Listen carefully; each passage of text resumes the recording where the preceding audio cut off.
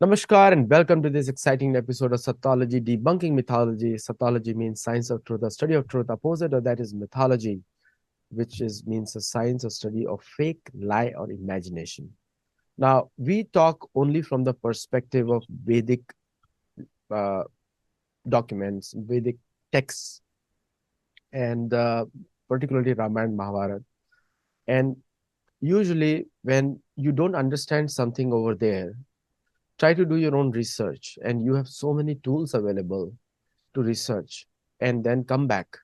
And before you start speaking, like nowadays, our habit in Kali Yuga is to speak without thinking what we are talking. So Sanskrit is not that language. Sanskrit is very specific. I have a very, very special guest today, and you all know him, and I love him to the bottom of my heart. He's a researcher. He does his own tapasya, like so many videos he puts up. He puts so much effort in explaining his viewpoint, and he's very open about it. He says, if you can debunk him, debunk him. He challenges you all the time. So without forming any opinion and respecting the original research, please appreciate.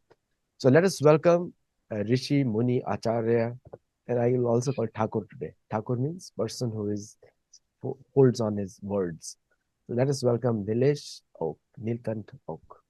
Welcome. Namaskar, Adityaji, and greetings to you on the day of Bhagavad Gita Jayanti.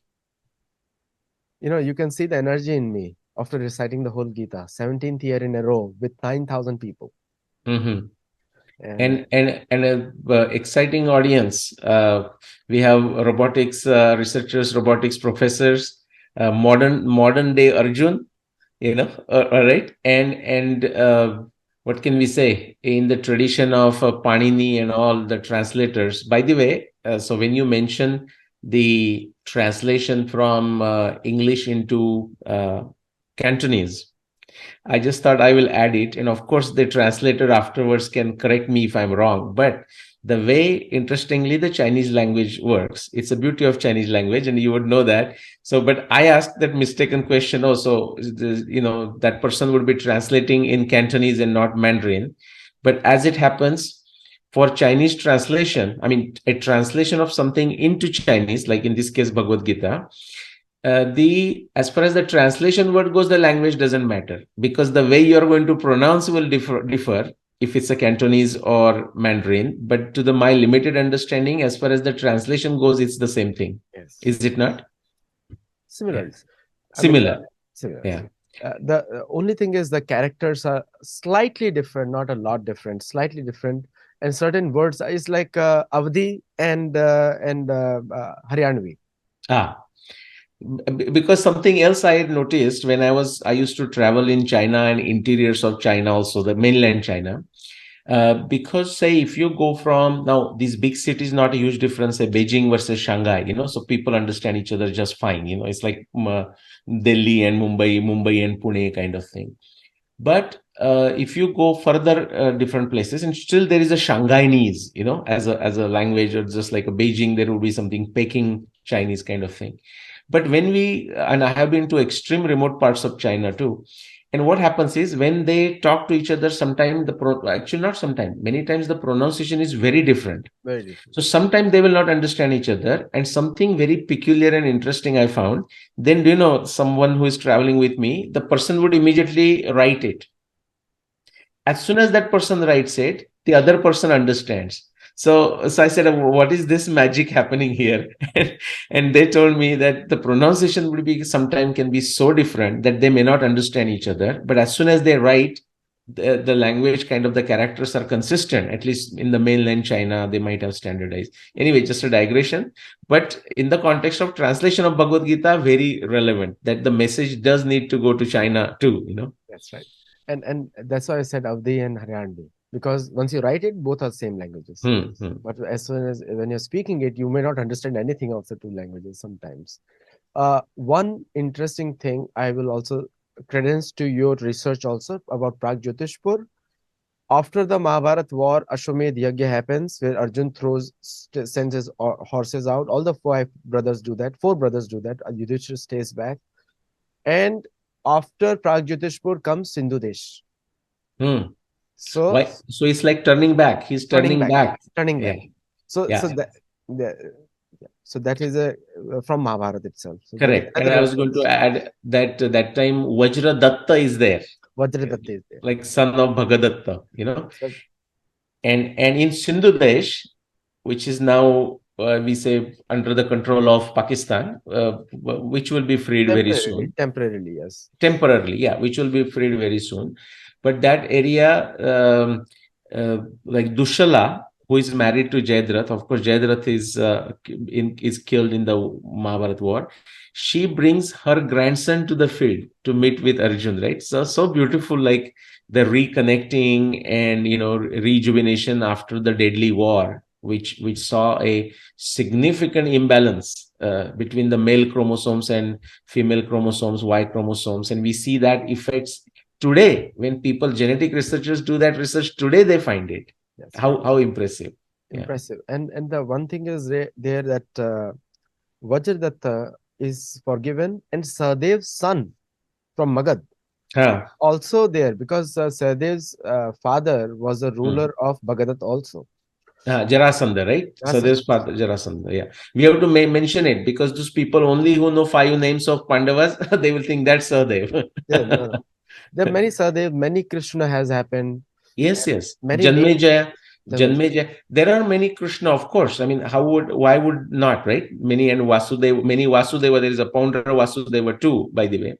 But not the. Sometime we'll talk about this. In another video I did talk about it, that people with their agenda sometimes will take some name and in a very idiotic fashion run somewhere and create a. There were many Krishnas, but they will also create a Krishna that never existed. Never existed. Yes, Yeah. and only difference is about the Krishna avatar, son of Devki.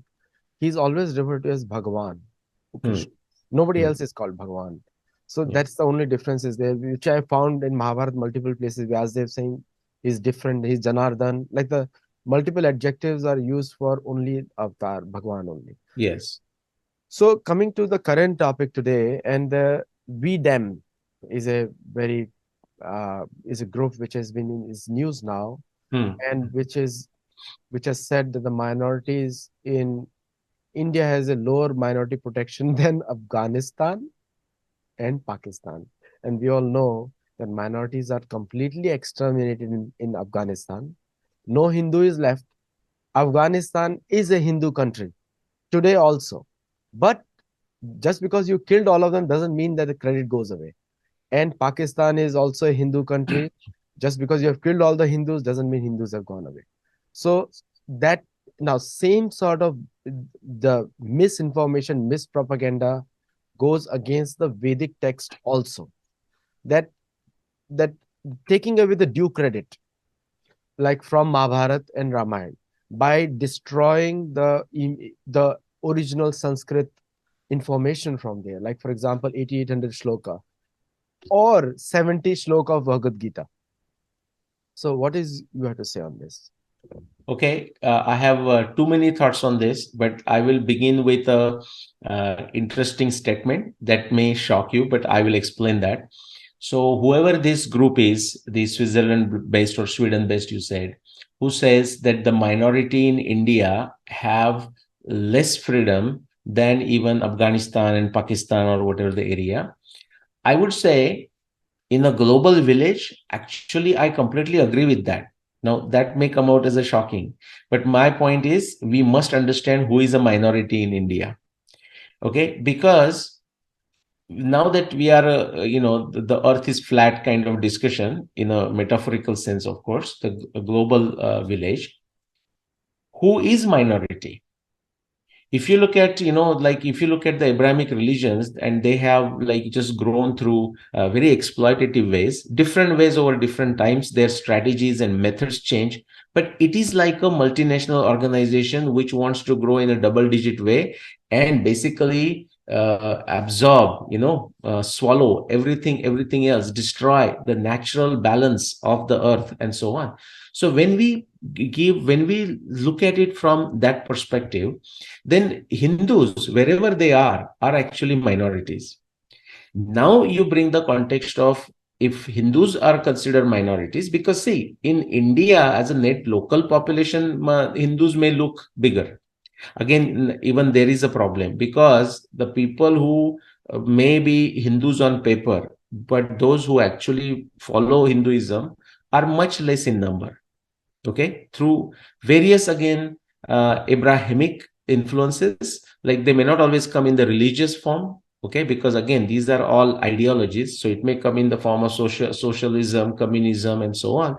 So much of the folks are deracinated. So now, as such, that number is low. But even then, if you understand that actually Hindus are a minority in India, then you understand, then I would agree with, therefore I said I agree with them that they actually have less freedom in India.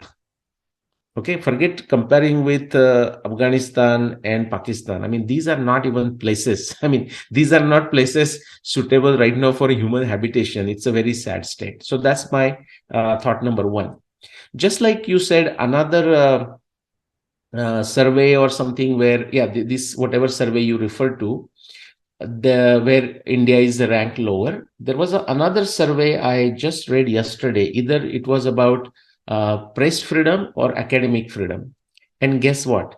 India was also ranked lower. Just see the idiocy or the height of boldness in some sense, that they have nothing. They don't give a damn about the truth. The freedom, the on the index for press freedom, or I think it was a press freedom, if I remember, could be academic freedom, India was ranked lower than places like Pakistan and Afghanistan. So what does that tell you? The problem, it's not like we can just go and then keep on fighting and look at the criteria, how they are ranked, and basically it's like we falling into their traps. I mean, basically they created the limits of discourse to saying, okay, which criteria on this score you do not agree and what needs to be changed, and here is how we rated it. No, that's all BS.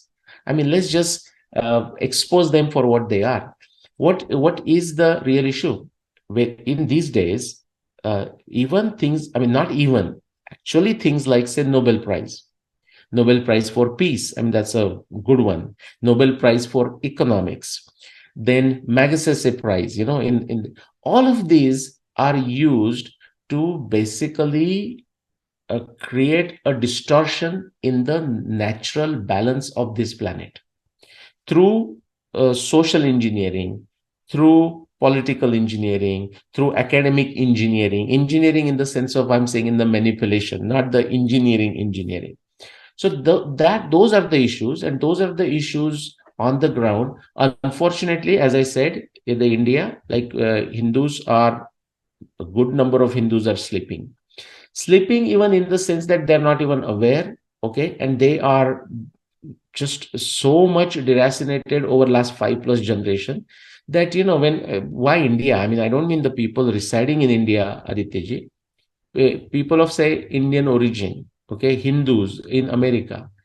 I mean, everyone has their struggle. That is true wherever you are, and it's not limited to Hindus or anything, or Indians or anything. But the amount of laziness, amount of tamasic, I mean, even in the field that you and me are working on, many of the folks don't realize that when they're asking a very lazy question, they are actually not helping the cause. There is a need, and I'm going to talk today in the context of Gita Jayanti, the Bhagavad Gita, and also Anu-Gita. Okay, that Krishna said after the Mahabharat war, at the ashram, at the Ashwamedha Parva that you referred to, just after that, when Krishna was leaving for Dwarka, the message is very clear. The message of Bhagavad Gita is clear. The message of Anu-Gita is clear.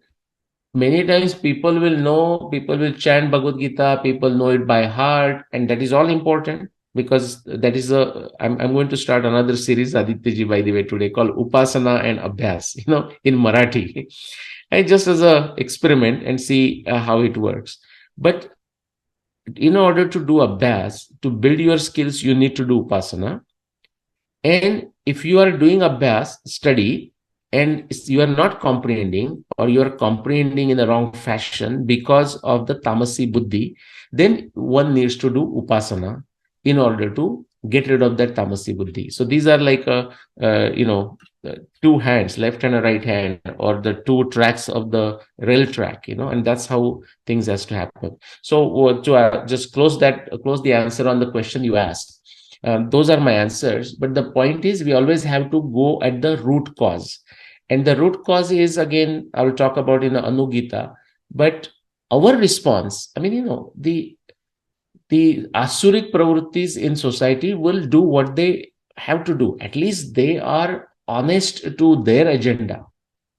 And so we have to introspect ourselves and say, what are we doing, against it? And not, when we say we, not asking someone, but what we are doing it ourselves. Each one of you, like myself, you, and the people who usually ask us, at least ask me, and I'm sure you get the same thing, useless questions. And this is from our side, the minority Hindu side in the world. The last point quickly is why I call minority. Because when you look at these all religious franchise as like a multinational company, then Raju Malhotra ji describes it beautifully. Then their office in India may appear to be a smaller office, okay, relatively speaking, in terms of the population numbers. But actually, they are part of a big multinational, which is like spread around the world. So their office may be small, but the backing power behind that office is huge. So they should not be considered minority. Okay, so that's another aspect. Back to you, Aditya ji.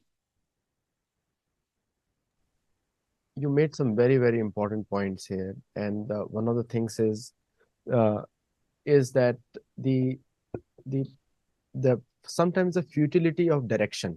Sometimes I would like to summarize that, because most of the people, they think of Vedic text. I'll say text because they are axiomatic truth according to me. Sometimes I may not understand one thing, but if I learn from someone, see, like we work hard to get a medical degree and we study in a formal way. We study hard for engineering. You're an engineer and me, both of us, and we study in a formal way. But when it comes to Vedic knowledge, there is no formal structure. No formal structure. Our paramparas maintain that structure, our traditions maintain the structure, but we do not follow the structure because we Mhm. want to think that it's a Eureka moment every day. Open a page, oh my gosh, and then the people make a YouTube video on that. Second day, they open another page, oh wow. And without understanding, the two contexts are totally different, because the Vedic knowledge people don't read the actual Veda because it will be difficult for them to understand. People read Mahabharata and Ramayana. They may not, they will never say publicly, but they are taking information from Ramayana, Mahabharata, and imposing on the entire spectrum.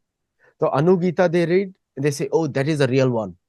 They'll read Uddhav Gita, oh, that's the real one. And there are other Gitas also. Many Gitas are there. Maitreya Uvach is also Gita. Yes, yes. Markandeya is also talking about Gita. Lekin Bhagavad Gita is only one. So the point is like a eureka moment.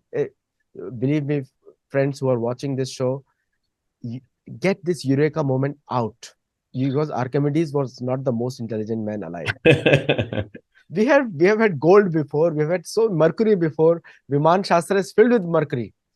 And so let's get that out, and then focus on the real gradual. Start with Gita, then go to any other Puran you like, but use the logic of Gita in every other thing you want.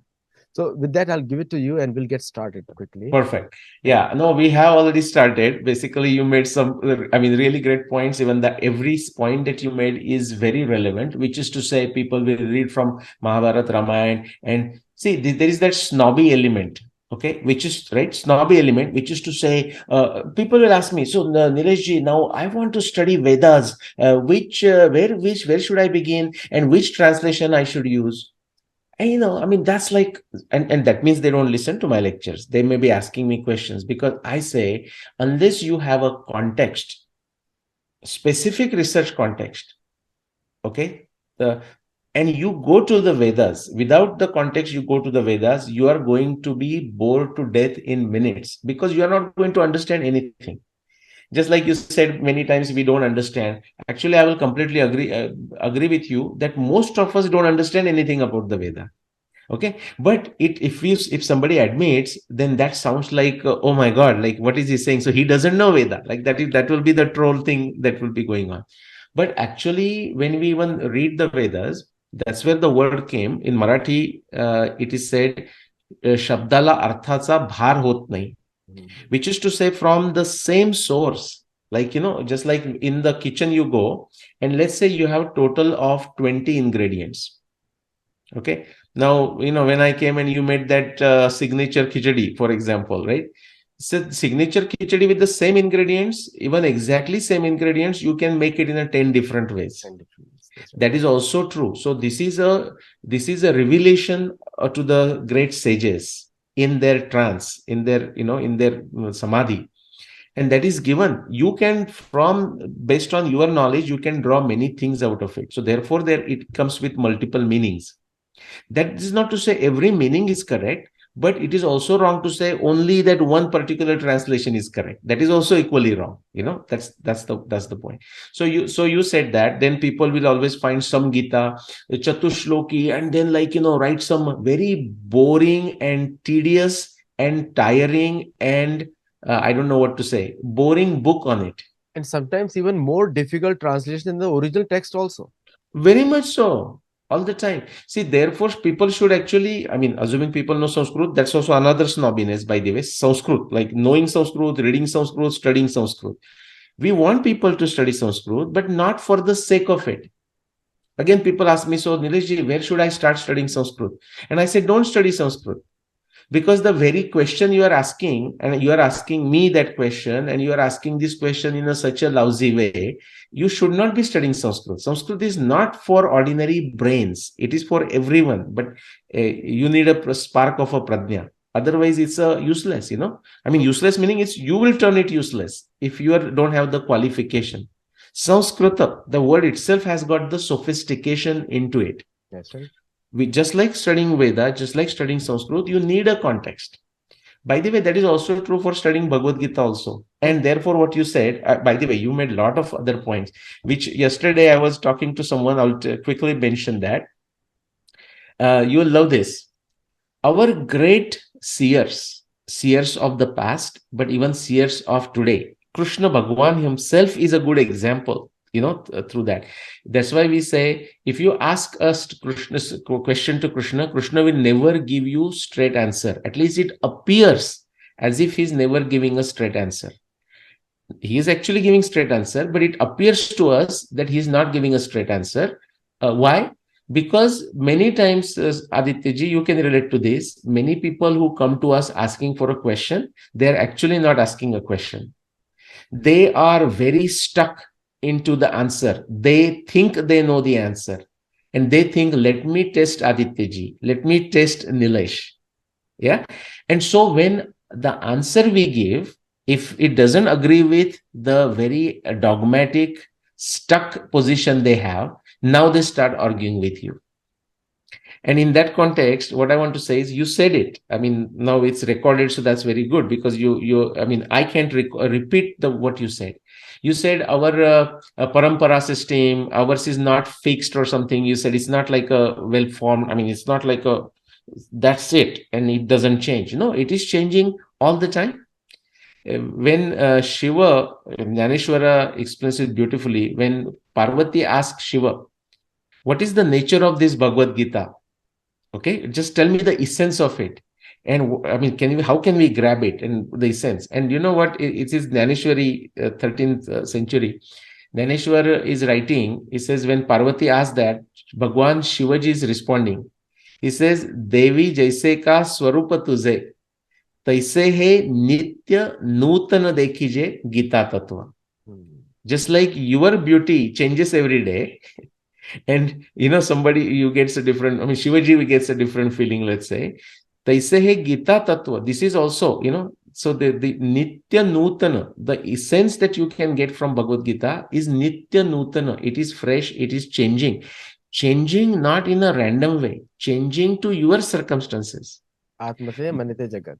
Ah, very good, right? And so, what you are thinking inside also changes with your upasana and your abhyas.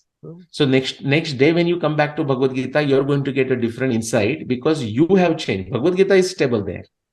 And that's why a different meaning you draw is not going to be contradictory if you are honest. But one last point before jumping into my Bhagavad Gita quick summary. You said that it's a very open format or something of that effect, and it is recorded, so we'll get it. Something beautiful about that is that I was talking to someone, and that person said, and I loved it, from a Warkari tradition, the Natha tradition. Natha tradition. People ask me where I have initiation from, and they're so clueless. Even when I give the answer, they will not able to understand. You and me have talked about it. So in the Nath, so that's the tradition. And you know what happened? This individual said something beautiful. He said, Jnaneshwar, now listen carefully, does not follow dharma. Tukaram does not follow dharma. Eknath does not follow dharma. Ramdas Swami does not follow dharma. We all follow dharma. But these great saints, great seers do not follow dharma. What they do is dharma. What do they is dharma. Same thing for a shastra. Like 15 adhyaya, so like follow the shastra. That's what Krishna is insisting. Follow the Shastra. And therefore, Arjun is asking 17, Ye Shastra Vidimustruja Yajante Shraddhayanvita Tesham Nishtatu Ka Krishna Sattva Maho Rajastama. So now how do you connect that with the guna? Okay. But then Bhratuhari is giving us answer, Yastesham Swaira Kathasta Eva Bhavanti Shastrani.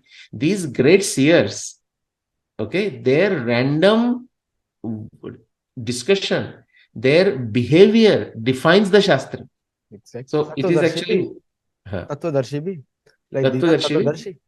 Yeah. So the point that you said, so that is true. And so that is how dynamic dharma is. That's right.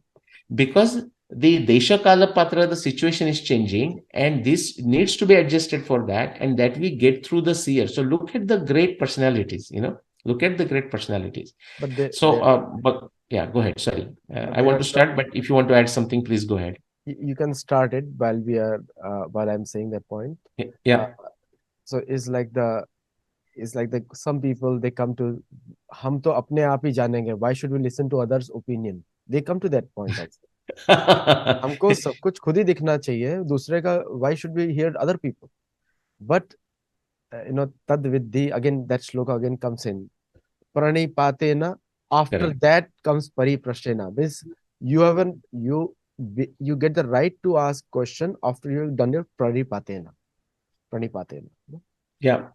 Please give it. Correct. And see, tadvidi pranipatena pariprashnena sevaya, and then in that tadvidi pranipatena pariprashnena is connected with what is that? The three things, like nase jnana, nase shraddha, samshay, nasara pura, so no knowledge, no shraddha, that itself by definition is a doubtful situation. That's right. So as you said, people say, oh yeah, why consult others? Well, this is like saying somebody wants to become a guru, which is what you see on the social media too. So somebody wants to become a guru without ever becoming a shishya, without ever experiencing a shishya, being a shishya. People are in a hurry to become a guru. That is the problem. And people think that just writing a book makes them guru. Which is again writing a book, social media comment, creating videos. Just now there are 10 different ways, and then people think they are a guru. In any ways, let's talk about this. So Bhagavad Gita, greetings to everyone. Today, Margashirsha Shukla Navami. Forgive me, Margashirsha Shukla Ekadashi. And so this is celebrated as a Gita Jayanti day. And the reason for that is there is a lot of confusion. There is a lot of traditional confusion that has become dogmatic in nature. It has become so hard-coded that a lazy, tamasic Hindu mind, even when a pratyaksha, that is Bhagavad Gita, is shouting, Okay, pratyaksha is the way to understand, and even the anumana is also based on a pratyaksha. So the anuman that we have in the tradition that we celebrate Bhagavad Gita Jayanti on Margashirsha Shukla Ekadashi. Okay, is based. This is our inference now. So that's like, why do you celebrate today? Oh, because this is a tradition. So we think, okay, it's like a Shabda Praman.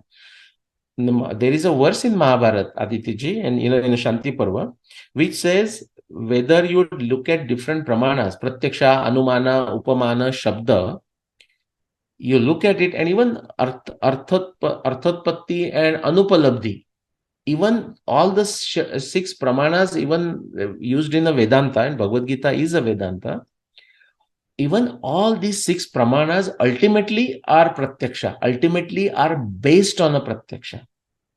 Okay, so what is the pratyaksha of this? So we celebrate this Bhagavad Gita on Margashirsha Shukla Ekadashi as a Gita Jayanti, when all the evidence of the Mahabharata text is, by the way, there is evidence in Mahabharata text why we celebrate it today. But there is also evidence in Mahabharata text why actually it was told about 11 plus days or 11 days before the Margashirsha Shukla Ekadashi, on the day of a Kartik Amavasya, okay, just before Margashirsha month begins. So why do we celebrate on Bhagavad Gita on Margashirsha Shukla Ekadashi? Again, the answer is given right in Bhagavad Gita, right in the Mahabharata, and of course Bhagavad Gita. So I want to show that to you again on this very celebration. So my suggestion, and Deepali ji, who is also another guest on your shows multiple times, she also wrote it, and that was like a synchronicity coincidence. She wrote it on her Facebook wall, and on Kartik Amavasya, like about 11 days ago, I had created a video, saying, hey, this is the day of a Gita Jayanti, and why not take this as a 11-day celebration, every year, at least a 11-day celebration, in understanding, in reciting, in starting your study of this greatest text that humanity has, okay, the Bhagavad Gita. So just pulling you fast to Bhishma Parva, which is what? Mahabharata has 18 Parva, the longest, biggest, whatever you want to call it, the Itihasa text of humanity, of the whole world. There is no text which comes anywhere close to it in length, but also the content, the quality, the amazing encyclopedic knowledge of various uh, sciences, not sciences only in the empirical sense, or rather in the physical sense, but not only material sciences, but adhyatmic sciences. A wonderful combination. And this is an encyclopedic repository of the way knowledge existed 7,500 years ago. Now, just guys, pause for a minute and just see what we are holding in our hand when we are reading Bhagavad Gita or Mahabharata. You are holding an encyclopedic book that is 7,500 plus years old in the content it has. And if you start reading, of course, just the Bhagavad Gita by itself, 700 verses are more than sufficient. I mean, they will startle you, they will dazzle you. And this is not a book meant to be read one time. Okay, if there is a classic somewhere out there in the whole world, it is not somewhere out there, it is right here. That's Bhagavad Gita. And Mahabharata, of which Bhagavad Gita is a part, it is very crisp and clear in making its claim. And if anybody thinks, well, that's a tall claim, then disprove Mahabharata. In order to do that, you would have to read Mahabharata. Okay, and you'll see how amazing thing it is. So it's an encyclopedic knowledge of 7,500 years ago. And as I said, pause for a minute. What are we talking here, guys? Nowhere else in the world. Now, in reality, there might have been, no reason to doubt that, because humanity is there everywhere. Like if you go to South America, I mean, the destruction that has been caused to the whole Mayan culture and the Incas and Aztecas, it's just unparalleled. Okay. I mean, it's like really bad. Many books were burnt, as you know, when Spaniards conquered, with a Bible in their hand. But still, considering this, with what is exists today, there is no book that is comparable. But when you talk of Adityaji's civilization, a sophisticated civilization with phenomenal development in all aspects of civilization, language, architecture. I mean, that you can see in the Mahabharata itself. Of course, you can go back to 14,000 years to Ramayana and you see it. But I'm talking just limiting ourselves to Mahabharata today. So language, right? Sophisticated language. No language has come anywhere closer to Sanskrit. Read Mahabharata just to convince yourself, or if you want to object to it. So that's number one. The astronomy is time.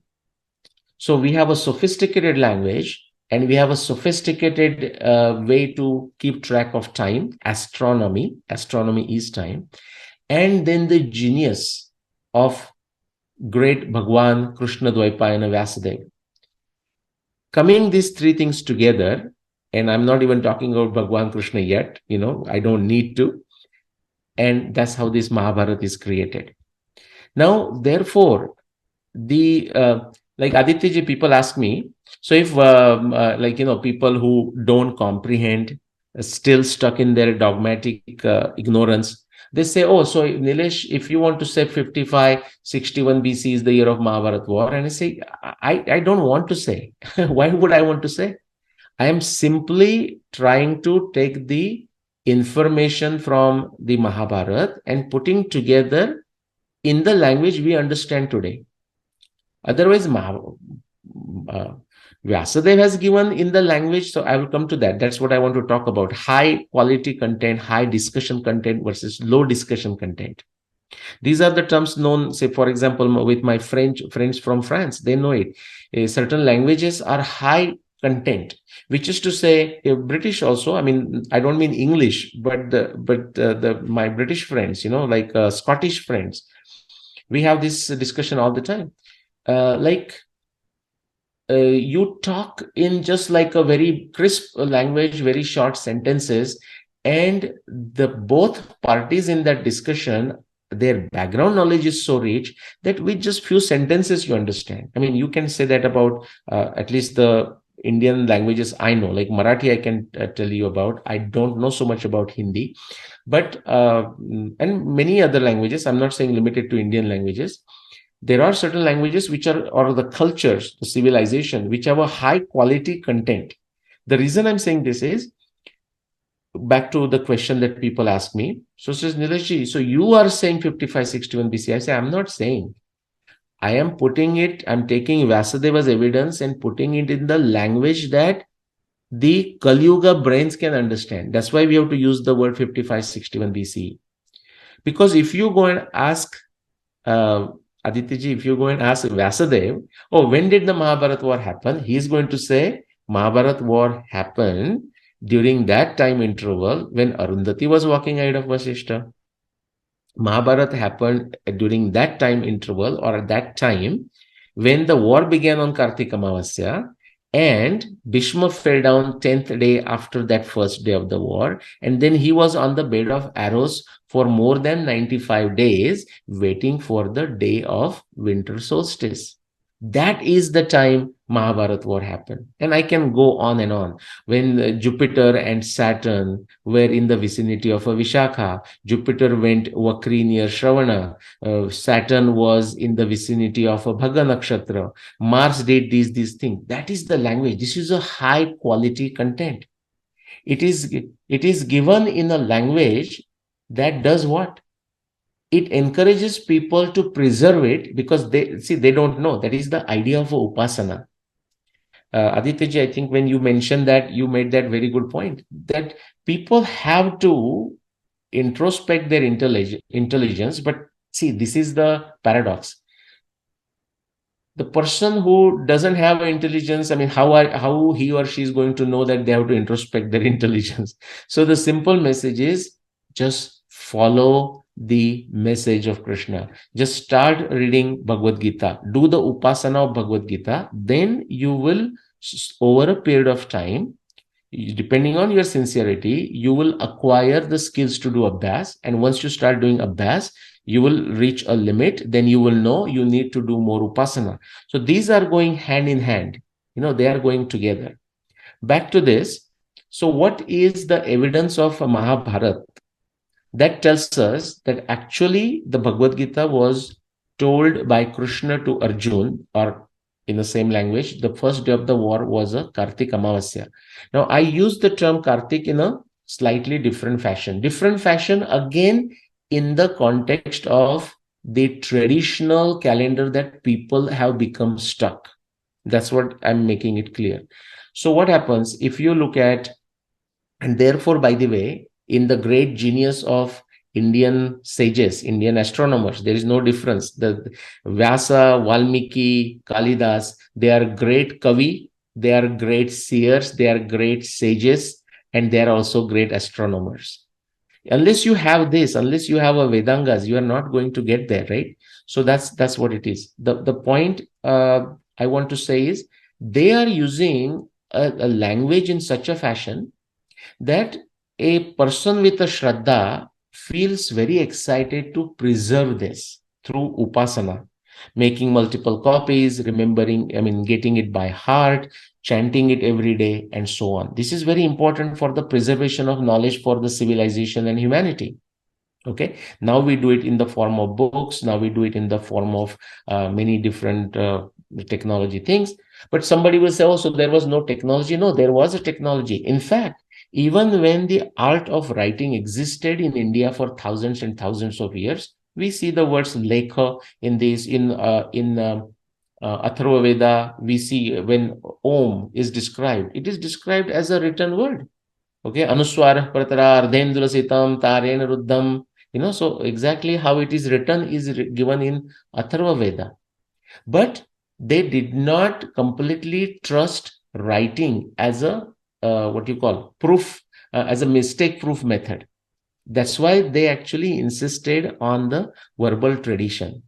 So my point is the upasana, the shraddha is required to retain this. So the Vasudev, the beauty of a Vasudev, he's created in such a way that through shraddha, the tradition meaning the knowledge is maintained. And then through the abhyasa, the people who are only qualified above certain thing will able to understand what is being said. We go back, and that is the same thing about Veda. Not as Mahabharata is not as difficult as Veda in terms of understanding, but actually if you start reading, say, even as simple as Bhagavad Gita, and you read it multiple times, you come back to it to study multiple times, and you realize actually initially you may think it's very difficult, then you think it is very easy, then again you may think it's very difficult and you go through ups and downs. Now, does that mean you are just going in the merry-go-round? No. Actually, you're going, as Aditya is like a spiral. Every time you are getting energy, more intellect, more knowledge, more insights, and it's like a more energetic spiral that you're going. Therefore, Bhagavad Gita is not for one reading. It's not even 1,000 readings are not sufficient. But back to the timing issue. So, what is the evidence in the Mahabharata that tells us that it was actually was told on a Kartik Amavasya, and then why do we celebrate on today, which is Margashirsha Shukla Ekadashi? Here is the reason. I have given Aditya on your platform also, I have given a talk possibly last year or maybe other times and multiple times possibly. I have given talks on this many other times, but for taking this occasion of Bhagavad Gita Jayanti, let's reiterate this. As I said, we have to read Bhagavad Gita every day. This is from Bhishma Parva. Okay, which is where the war began, just beginning the war. Before that is Udyog Parva, the preparation for the war, preparation, the peace mission, and so on. Nothing has worked out. So finally, the Mahabharata war is here. Look at this 14th chapter. And the Bhagavad Gita chapter I'm going to show you. It says Bhagavad Gita Parva, but Bhagavad Gita has not begun with 14 chapter, 14 adhyaya of Bhishma Parva.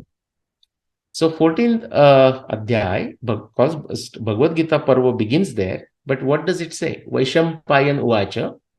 Now, why Vaishampayan Uvacha? Because the manuscript or the edition, you can say, that comes to us is from Vaishampayan Uvacha, Vaishampayan telling it to Janmeja at the Sarpasatra. So we do have 3 or 4 recensions, but that is not to be confused with utterly dogmatic, utterly stupid, baseless academic claim that is made that Mahabharata saw the additions for thousands of years, and that's how this 100,000 verse Mahabharata was created. It's utterly nonsensical, Hitchens razor apply, which means a claim, and I would add a stupid claim made without evidence should be dismissed without evidence. It should not be even entertained.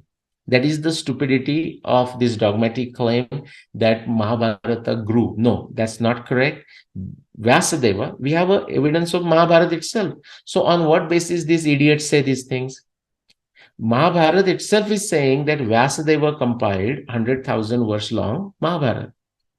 Mahabharata is telling us that Vaishampayan removed to create another abridged version, removed Upakhyan and created a 24,000 verse as abridged edition.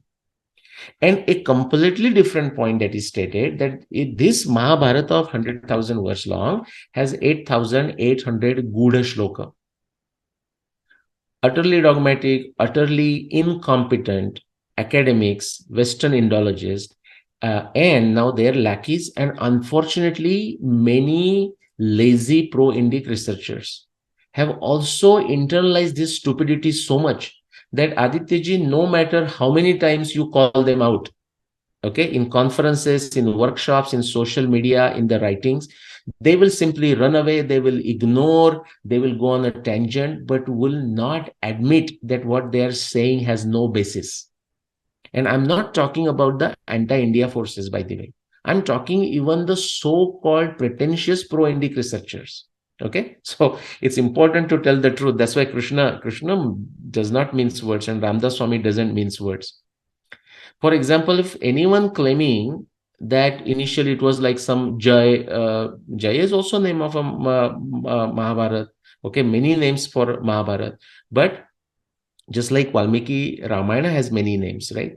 But Paulastya Vadha and many different names existed. But now it's for us Valmiki Ramayana. So those people who claim this 8,800, then becoming 24,000, then becoming 100,000, okay, they will not give us the evidence. They will run away and they need to be called out. I was saying Krishna does not mince words, but our great sages don't mince words. What are they doing? When they claim this nonsense of the 8,000 and then becoming 24,000, 100,000 words, Ramdas Swami, the great guru of Chhatrapati Shivaji Maharaj, do you know what he says in the Murkha Lakshana? By the way, Adityaji, you call that, but when I call, like, in my videos, like I will say this is stupid or something. And some people occasionally, but they will say, Nilesh, why do you call somebody stupid? And I mean, first thing, I'm not focusing on the individuals. I'm focusing on what they are saying here. That's why, I mean, I will take names if required, but it's not about names. It's not about putting somebody down and showing this guy doesn't understand. But if whatever he or she is saying is wrong, then that needs to be called out. But Ramdas Swami, and he has written long Murkha Lakshana, and then there is a other category called learned fool. Okay, there is a fool, but there is a what do you call the promotion there? Learned fool, Padhata Murkha. But in Murkha Lakshana, so this is a good example. The people who continue to spread this nonsense of that the Mahabharata was initially only 8,008 verses, then became 24,000 and then 100,000. Ramdas Swami has this to say about likes of these folks. Akshare, this is in Marathi of 17th century. Akshare गाळूनी वाची, काते घाली पदरीची, निघा न करी पुस्तकाची, तो येक मूर्ख. The person, Akshare गाळूनी वाची, the person will drop certain lines. When the references are there in Mahabharata, still deliberately the person will drop the lines. Worse than that is Kate Ghali Padarichi. They will insert their own speculations as if like Mahabharata is saying it. Okay. Nigana Kari Pustakachi. Don't know how to respect the wisdom of the book. Don't know how to remain true to the what is been stated in the book, Nigana Kari Pustakachi, to ye kamurkha. He is or she is, whatever, to in a generic sense, is a fool. Okay, back to this. So this is the same foolishness has been done here. Something that was and that is so beautiful, so clear, has been confused. And you will see social media everywhere, even in the pro-Indic discussion circles, all kinds of confusion is deliberately created. And everyone gets riled up. Now, even you will say, Adityaji, Nilesh, why are you getting riled up? The thing is, so yeah, me included, guilty as charged. The problem is, these are not our serious problems. Our problems are out there. But if we just take interest and try to make this as our mainstream discussion, just like is the Uttarakanda, the part of Valmiki Ramayana. Yeah, why when you have this Samshay in the first place? Samshay should come out because you have studied Valmiki Ramayana completely nicely. You have studied other Valmiki Ramayana. Now you can have that Samshay. But people already, not only Adityaji, they don't have a Samshay, they have even advanced further. And Ishopanishad talks about it. Even some people do not even have a Samshay. They are convinced that Uttarakanda is not part of Valmiki Ramayana. And therefore, Ishopanishad in a way says the knowledge is dangerous, but the ignorance is even more dangerous. Now it says the other way. It says, if you don't know something, this is the language of Upanishad, of course, that's why it's confusing. If you don't know something, that's bad. But if you know something, that is even worse. Or it says, ignorance will destroy you, knowledge will destroy you even more. Now, in what knowledge it is talking here? It is talking about that very cocky, dogmatic conviction the person has based on ignorance. That is what it is talking. The person even doesn't have a samshay. People should read Valmiki Ramayana, even other Ramayans, Tulsi Ramayana, Bhavarata Ramayana, all other Ramayans, Kamba Ramayana, before even having that samshay. They don't have. Same problem here. Okay, so this is like a sometimes good and bad of when we say about the tradition, like, because people just remember because somebody said it. Now that's a good beginning, but you have to, and I'm going to talk tapobalam, you have to finally, the idea is you start with upasana, you never give up upasana, but it is a nice dance. It's a tango. It's a dance between upasana and abhyas. That is forgotten. So Upasana we remembered very well. Margashira Shukla Ekadashi is a Gita Jayanti. Great. Now get to Abhyas. Why it is celebrated that day? The reason it is celebrated is here. Back to Bhishma Parva. So when we start there, 14th chapter, Vaishampayan Uvacha, it's saying, Atha Galva Ganir Dhiman Samara Detya Sanjaya, the Galva Gana Vanshaya Sanjay, okay, Pratyaksha Darshi Sarvasya Bhuta Bhavya Bhavishavid, the person who is capable by the blessings of Krishna Dvaipayana Vyasa. He is able to remember, see events and past, present, future events and coming and narrating to Dhritarashtra. So he comes, Dhyayate Dhritarashtraya sah sopetya dukkhita, okay? Achashta nihatam bhishmam bharatanam amadhyamam. So bharata nama madhyamam. So this Sanjay, in a sad state, comes to Dhritarashtra, telling Dhritarashtra about the sad news about Bhishma. This is where the narration is beginning as it relates to Bhagavad Gita Parva. Please pay attention. Sanjayoham Maharaja Namaste Bharatarshava Hato Bhishma Shantanavo Bharatanam Pitama. He's saying, Maharaj, Dhritarashtra, the great Bhishma fell down in the battle. Kakodam Sarvayodhanam, I'm here. Okay, verse number 4. Sarvayodhanam Dhama Sarva Dhanushmatam Sharatalpagata Sodya Shete Kurupitama. That greatest of the great archers, and we have Olympic archers in our audience today. The greatest of the great archer of 7,500 years ago, that old in the sense, very knowledgeable also, great Bhishma Pitama is now lying on the bed of arrows. Sharatalpagata, sleeping on the bed of arrows, sleeping in a very literally like a dead state, but he's not dead. He's alive and he's going to stay that way. from this day, from the 10th day of the war, for 95 days, waiting for the day of um, winter solstice, Uttarayan.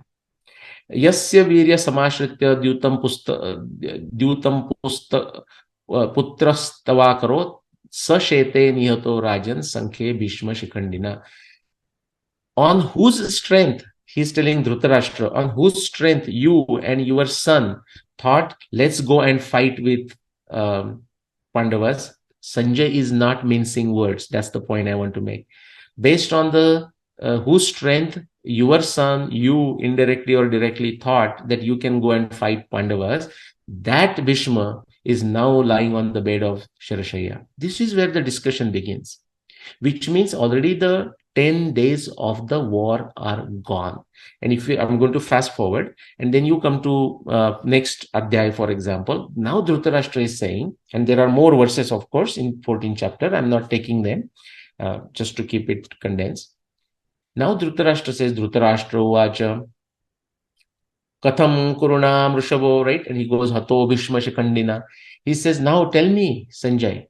Okay, so like how, why is he now lying down on the bed of arrows? How Shikhandi kill Bhishma and so on? Just tell me, Katham, tell me, tell me the narration. Kathama Sashcha me putra hina Bhishmena Sanjaya. How did this happen? And so on and so forth. And he's also feeling sad and so on. So remember the chapter numbers, Adhyay 14, Adhyay 15. Now fast forward to 20, for example.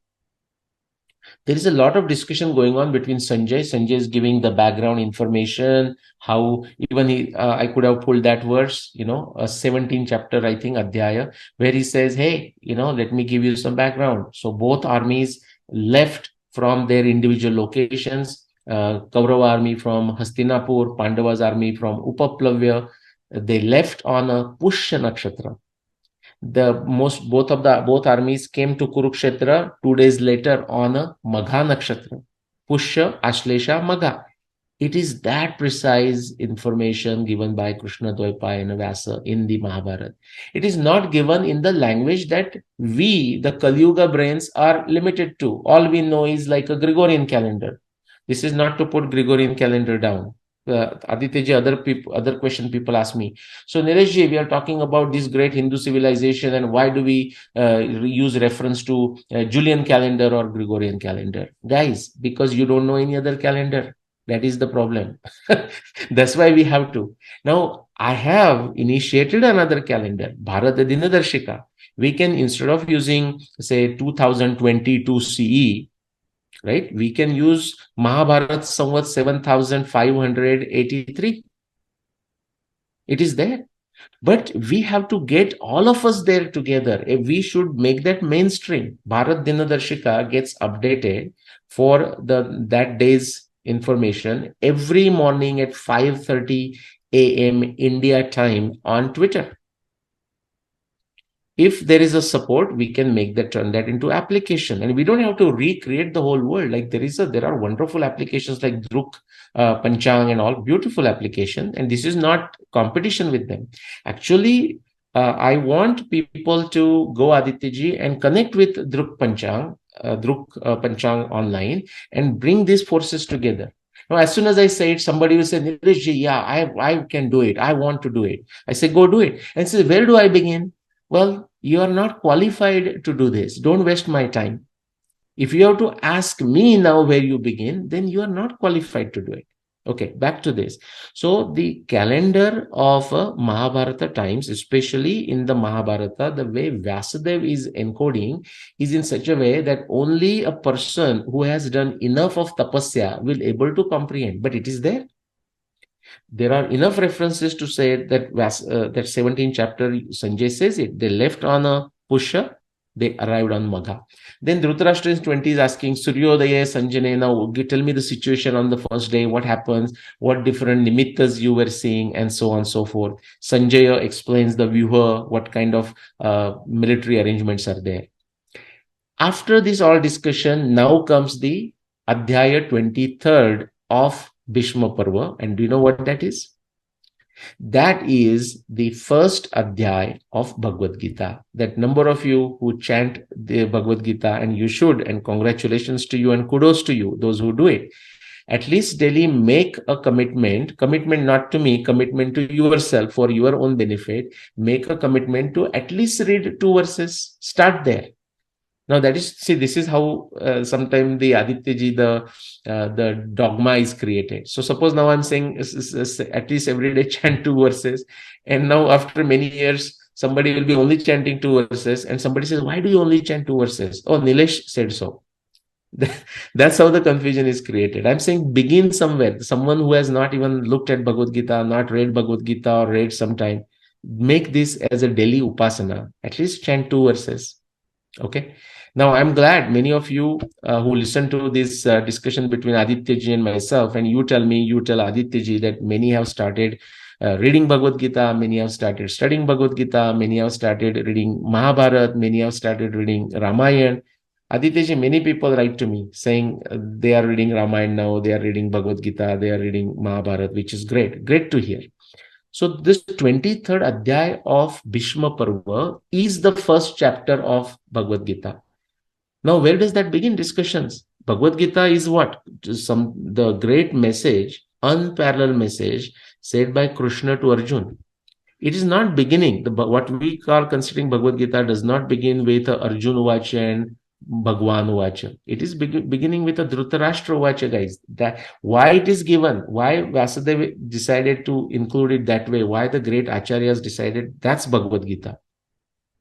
For the context. Otherwise, the context will be lost. For understanding everything, just like to understand the Vedas, we need a knowledge of 6 Vedangas.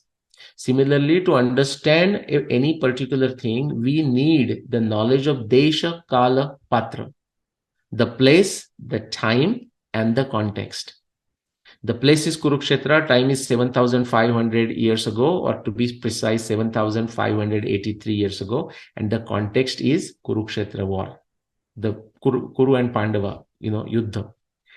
There, that's why it is retained as a part of the Bhagavad Gita text. Dhritarashtra Vacha Dharmakshetre Kurukshetre Samaveta Yuyutsava Mamaka Pandava Sheva Kima Kurvata Sanjaya. So Sanjay, tell me, at that Dharmakshetra, the Kurukshetra, that is a Dharmakshetra, when my sons and sons of Pandu came together, what happened? And Sanjay starts there, and I will not go into that. This is the beginning of a Bhagavad Gita. So what has happened? The war has already occurred for 10 days. Okay. Bhishma fell down. Bhishma is now on the bed of arrows. Now to convey this news, Sanjay leaves Kurukshetra and comes running to Hastinapur, or wherever Dhritarashtra has camped out, you can say, or Dhritarashtra is blind, more likely in a Hastinapur. So he comes to Hastinapur. Then he tells the first news that Bhishma fell down, a sad news. So Dhritarashtra asks issues related to Bhishma first. Then he says, tell me, take me back, like a flashback. Tell me, like how we came to this sad situation for the Kaurava side, let's say. And of course, the Bhishma is a great grandfather. So there now Sanjay starts narrating a lot of other instances. Finally, he comes to that first day of the war, and now he narrates the discussion, the great Samvad, okay, the Bhagavad Gita between Krishna and Arjun. By the time Sanjay came to tell this to Dhritarashtra, although the war began 10 plus days ago on the Kartika Amavasya, now it is the day of Margashirsha Shukla Ekadashi, and that is why we celebrate Gita Jayanti on Margashirsha Shukla Ekadashi. Okay? Because the way it comes to us, of course, it comes to us through the blessings of Krishna Dvaipayana Vyasa, who composed this about 18 years after the Mahabharata war. So 5561 BC, you have to add about 17, 18 years, okay, to know exactly when this was composed. But it comes to us through Dhritarashtra and Sanjaya discussion, and that happened on Margashirsha Shukla Ekadashi. Therefore, we celebrate. And so now, as Deepalaji suggested, we should take this 11-day period as a very auspicious period, and every year we should celebrate that as an 11-day celebration of Bhagavad Gita. Let me quickly go to Anu-Gita. Fast forward, the war has happened, okay? Then Pandavas go to the bank of Ganga. They stay there for a month. They come back. Yudhishthira's Abhishek happens. Then a few things are done. Then Krishna reminds Yudhishthira, let's go and meet Bhishma, who is lying on the bed of arrows, Sharatalpa Gata, right? So they go there. That is the day Krishna tells Bhishma that now Bhishma has additional 56 days to live, which is to say, the day of winter solstice is 56 days away. That's how we get that 95 numbers. Very beautifully, in a precise manner. All the references are given in the Mahabharata text. Again, the dogmatic fellow, pretentious researchers do not want to read them, do not want you, the audience, to know it. So anytime this I raise that question, why are they not listening to this, or why are they not discussing these references? They will go on a tangent. They will change the goalpost to confuse you. Okay, just be aware of it. Now, but fast forward to Shanti Parva, Anushasan Parva, Bhishma Nirvana occurs on 31st January 5560 BCE. Then Arjuna, Adityaji, you mentioned Arjuna goes to the north, brings wealth, because a lot of wealth has been consumed due to the war. Now the Ashwamedha Yajna preparation begin. The horse is, let go in the direction, the free roaming of his. Arjun is following behind. That is when what Adityaji referred to the Pragjotishpur, and then Arjun coming backwards. After going to Pragjotishpur, turning backwards from the west and coming to Sindhudesh. Okay, and then of course he goes in all other directions around India too. So that all happens. Ashwamedh Yajna is complete after 1+ year, and now Krishna says, I've been away from Dwarka for a very long time, so let me go to Dwarka. And that is the time Arjun says, you know what, under this all stress of the war, the first day, you told me Bhagavad Gita, and yes, it helped me, but I have forgotten. Or will you repeat that for me? And actually, Krishna scolds Arjun. He said, you should not have forgotten. This is like a once in a lifetime opportunity for all of us, right? But not to go into those details. So Ashwamedhika Parva, critical edition, like Bhandarkar edition, if you go there, and the references remain more or less same, that's the Pathabhed, and we'll talk about Pathabhed and different manuscripts and how it doesn't matter. Still, the message is so consistent. It is embedded in such a form that in spite of Pathabhed, in spite of sometimes the variation and even the errors such as interpolation, the message of Bhagavad Gita, message of Mahabharata is very beautifully preserved. That is the genius and beauty of Bhagwan Krishna Dvaipayana Vyasa. Quickly coming to this. So if you look at the 16th chapter here, okay, so Arjun asks, can you please repeat the message of Bhagavad Gita to me? And this is the answer that first on the left side you are saying is a Krishna's response to him. Okay, so first Krishna chastises Arjun, okay, scolds Arjun, saying you should not have forgotten, this is not an ordinary thing. Don't take it as an ordinary thing. He's scolding Krishna. Sorry, he's scolding Arjun. Don't forget that. Okay. Then he says something very interesting, and this is very important. A Purna Purushottam Bhagwan is saying this. What to speak of us mortals? Okay. What he's saying is, here sahi dharma suparyapto brahmana padavedana na shakyam tanmaya bhuyas tata vaktuma sheshata. That time, into that Brahma bhav, that what I told, even I cannot repeat it today. Okay, this is very important. He's saying param hi brahma kathitam yoga yuktena tanmaya itihasam tu vakshami tasmin arthe puratanam. That time when I told you, sometime like a movie actor, like some good actor, he will perform. Like I'm taking actor these days, female actor and a male actor. The terms they used to say actor and actress. Now the whatever.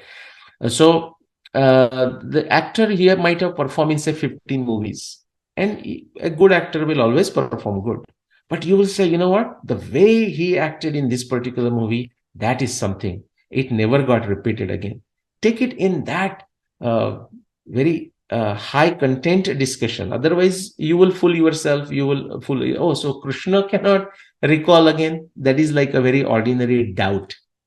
Okay, so he says, even I cannot repeat it. And he says, Param hi Brahma Kathitam Yoga Yuktena Tanmaya. In that Parabrahma zone, I mean, in a simple modern language, we'll say Krishna was in his zone, in the Yoga Yukta. And you see that word Yoga Yukta, Yoga Yukta, Yoga Yukta. He is in a yoga, he showed the yoga, that Vishwarupa Darshan through his yoga. Okay, and so on. So he's in that state, in that yoga yukta tanmaya. We use the word tanmaya, totally focused in that state, in the zone, in a trance. He did that. He says, I may not able to repeat that, what I told you as there, but what I will tell you is something related to that. And again, this is again a genius of Vyasadeva. Now, when Vyasadeva is, imagine this, when Vyasadeva is composing this, why he just cannot take that whole Bhagavad Gita that he has already composed in Bhishma Parva and repeat it here? There is more method to madness. Vyasadeva wants to accomplish something more. So back to Adityaji, your point, that these are not to be compared in saying, oh, so now Anu-Gita is actually better than Bhagavad Gita. No, everywhere a different point of view is made to make our understanding richer.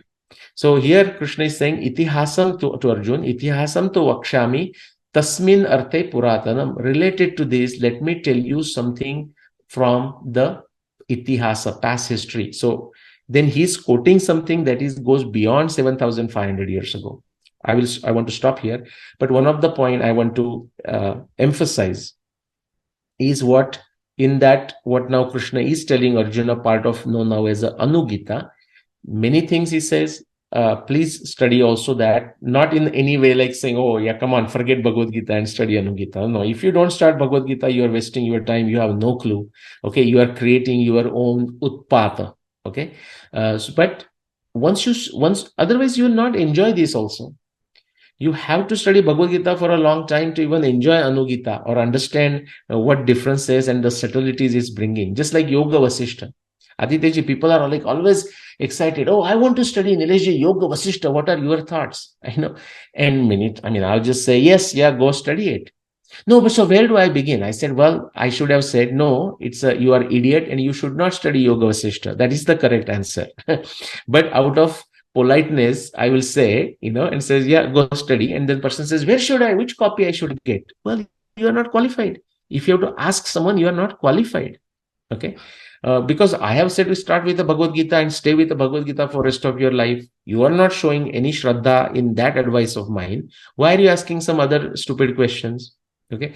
So here was something Krishna says so beautifully. Krishna said many things here. Brahmo Vacha, actually that's how it will come. Brahma knowledge, and therefore we have this iti parampara praptam, right? We have this parampara, that's very important. But here the point is very beautiful, and this is very relevant for the Hindu crowd, the minority in the world today. Now it's growing, by the way. Okay, all the native traditions are coming together. People from a religious setup are realizing the limitations of it and taking to Hindu Dharma. So yes, that is happening. Okay, but that is not for the folks who, based on their prarabdha, purva punya, have taken birth as a Hindus. If they don't do it, then they are consuming the bank balance. Okay, they are just going right, mudha janmani, they are getting down and down. Here, what is the importance is tapasaiva prasiddhanti tapo moolam hi sadhanam. The tapasya, that upasana and abhyas is the foundation, guys. And just ask a question to yourself, are you doing upasana? Therefore, I said, those who are doing the great, I have no advice for you. Those who are doing nothing, start with the 2 verses of Bhagavad Gita every day. And don't stop there, but start there. You may continue there for 1 year, just saying 2 verses, and that's fine. That is the upasana part. And how do you know that your upasana is working well? The upasana should encourage you, should give you that motivation to do abhyasa. Not just chanting, but abhyasa at some point. And once you start doing abhyasa, how do you know that your abhyasa is going well? That the abhyasa should reach take you to some limit where you stumble and now you are stuck and you say, oh, I don't understand what Bhagavad Gita is saying, or I don't understand what Mahabharata is saying, or Ramayana is saying, or Vedas are saying. Now it's a time to come back to upasana. Now that's not to say when you start studying you don't do upasana. My point is to come back to upasana, to increase, turn a notch up on the upasana. That is required in order to study further. Okay. And so these go hand in hand. You never give up either. And you keep on increasing the intensity. In fact, if you just remain sincere, you don't have to worry about increasing the intensity. There are enough signals that will tell you it's a time to improve the notch up on Abhyas, it's time to improve the notch up on Upasana, and so on. I think this is my last slide, but quickly, please, those of you who are already studying Bhagavad Gita for a long time, and if you feel curious, not because I'm saying it, it has to come from inside. Okay, what is that? Aditi ji can help me. But matta smriti jnana apohanancha vedesha sarvera ahameva vedyo vedanta krut vedevadachayam. It is sitting here. Internal message will come to you. So then you can start seeing Brahmovacha. That's how the Anu-Gita comes to you. And Aditya ji, I want to stop here. So again, greetings to everyone on the day of Gita Jayanti. Back to you, Aditya ji. Sorry for my monologue. I love it. And also people also like it very, and you made very, very important points that people jump to get into how many Gitas are there without even reading the first one. So which is also there. Gita just means song, and when it says Bhagavad Gita, it becomes song of Bhagavan, which is. So one last point I want to mention, since you covered many points here, the I really like the suggestion of the 11 days of celebration, which is an excellent point by Deepali ji. And the one people miss out one important thing, that the how to read Gita is mentioned in Gita itself. If you start following the questions of Arjun, he is very attentively listening. And Krishna is telling Bhakto si mein sakha cheti. So nowadays they've made the Bhakta is a negative title now. And oh, you are a Bhakta. Bhakta means closed mind. Yeah.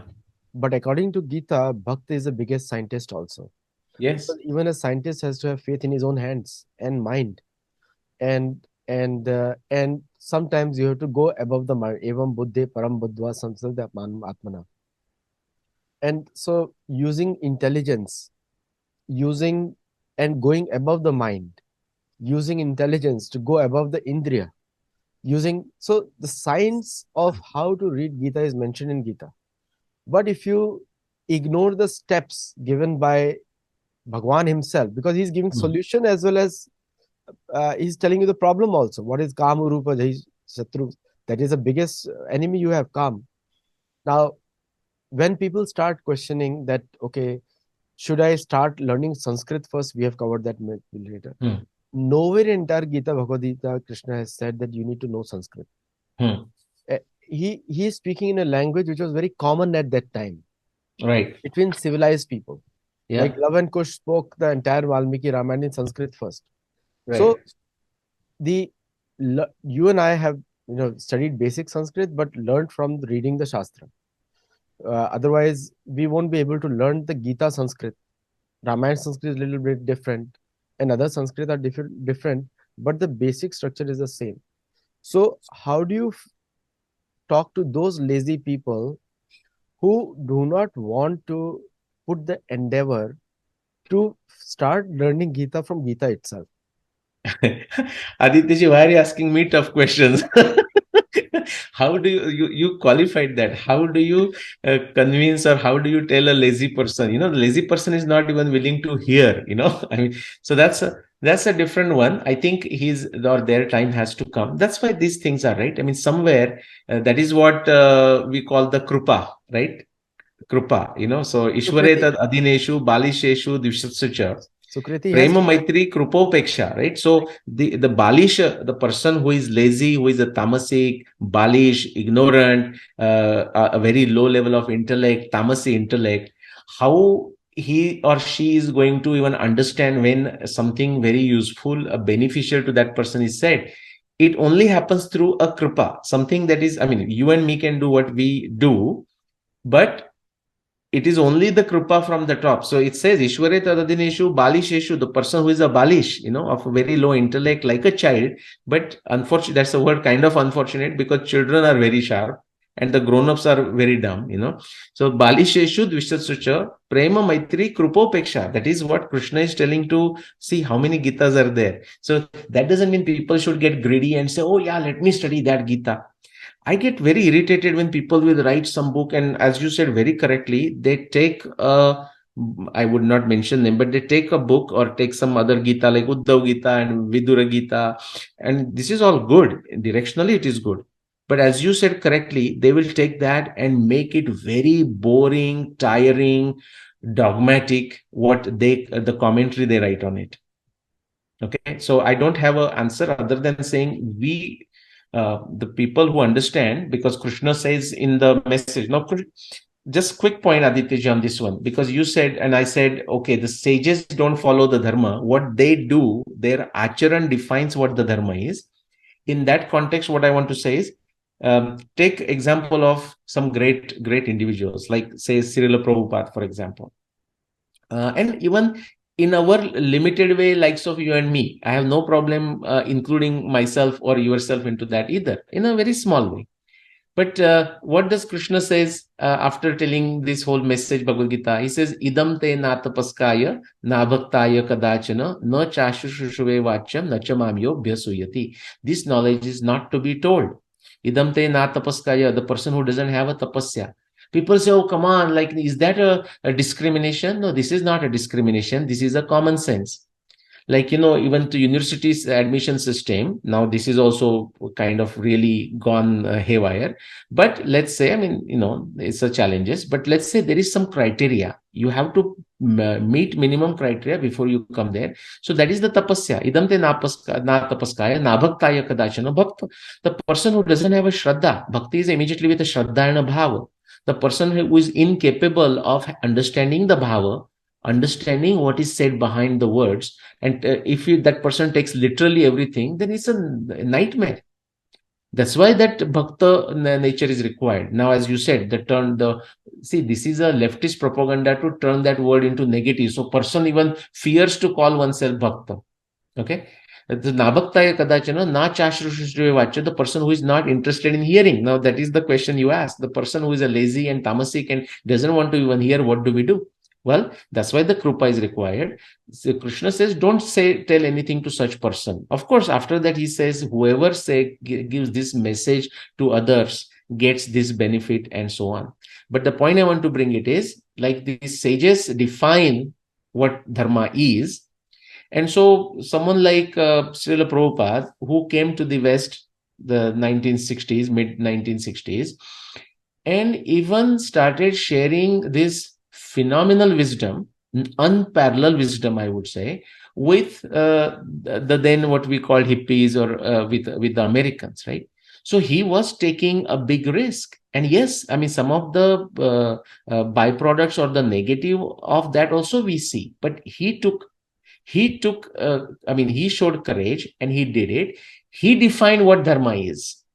So in a way, indirectly, answer to your question is, even by taking a risk, sometime, not always, but taking a risk based on our ability, swadharma, we should try to tell somebody who otherwise may not be willing to listen. Sorry, back to you. Amazing, and thank you very much, Nileshji, and thank you for all the viewers who are watching, all the students who are watching, and do share, like, subscribe, and don't feel pity on Sattology channel that the subscribers are less. Do something about it. So namaste and thank you. Namaste.